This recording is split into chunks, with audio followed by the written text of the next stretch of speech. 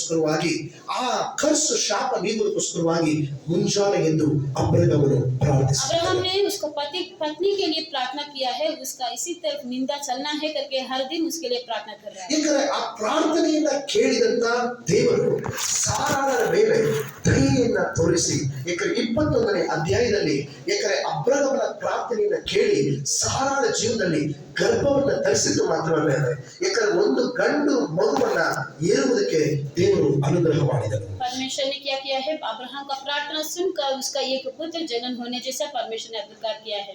ಹೋಗಿ ನೋಡಿ, ಈಕೆ ಮಗುವನ್ನ ಏರುವಾಗ ಈಕೆ ವಯಸ್ಸು 90 ವಯಸ್ಸುಗಳಾಗಿದ್ದಳು. अभी उसका बच्चे पैदा होने के समय उसका 90 इयर्स था. ಆಮೇಲೆ ಹಲ್ಲೆಲೂಯಾ. हालेलुया. ಯಾರಾದ್ರೂ 90 ವಯಸ್ಸಿನವರು ಇದ್ದೀರಾ?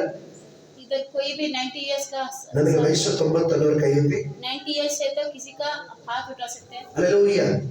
ಯಾರೂ ಇಲ್ಲ, कोई नहीं है, ಇರೋಕ್ಕೆ ಸಾಧ್ಯವೂ ಇಲ್ಲ. ಯಾಕಂದ್ರೆ 90 ವಯಸ್ಸಿನ ಒಂದು ಅಜ್ಜಿ ಮುದುಕಿ 90 इयर्स का एक बुढ़ापे में ಯಾಕಂದ್ರೆ ಒಂದು ಮಗುವನ್ನ ಇರುವಂತದ್ದು ಅದು ಎಷ್ಟು ಆಶ್ಚರ್ಯ. एक बच्चे को जन्म देना किसी तरह होता है आश्चर्य.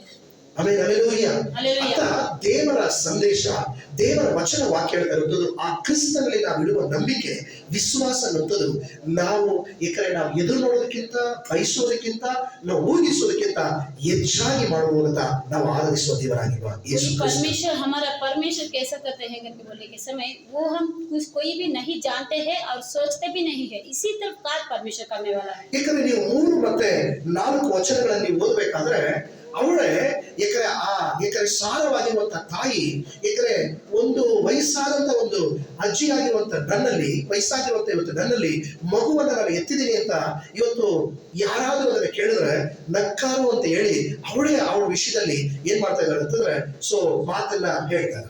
परमेश्वर का वचन में 6 वचन में वचन बोलते हैं, और सारा ने कहा परमेश्वर ने मुझे प्रफुल्लित किया है, इसलिए सब सुने वाला भी मेरे साथ प्रफुल्लित होगे करके. ಆಮೆನ್. ಹಲ್ಲೆಲೂಯಾ. हालेलुया. ಯಾಕಂದ್ರೆ 4 ಮತ್ತೆ 5, 6ನೇ ವಚನವನ್ನ ಕನ್ನಡದಲ್ಲಿ ಓದಕ್ಕೆ ಕೇಳೋಣ.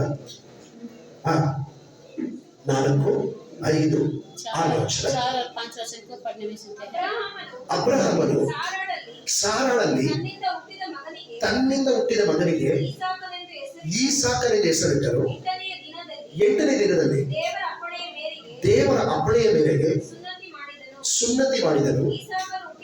ಈಸಾಕನು ಹುಟ್ಟಿದಾಗ ಅಬ್ರಹಾಮನಿಗೆ 100 ವಯಸ್ಸನಾಗಿದ್ದನು. ಹಲ್ಲೆಲೂಯಾ. ಎಷ್ಟು ವಯಸ್ಸಾಗಿತ್ತು? 100 ವರ್ಷದ ಒಂದು ಮುದುಕ, 90 ವಯಸ್ಸಿನ ಒಂದು ಮುದುಕಿ ಒಂದು ಮಗುವನ್ನ ಎತ್ತಿದ್ದಾರೆ. ಸಾರಾಳು ದೇವರು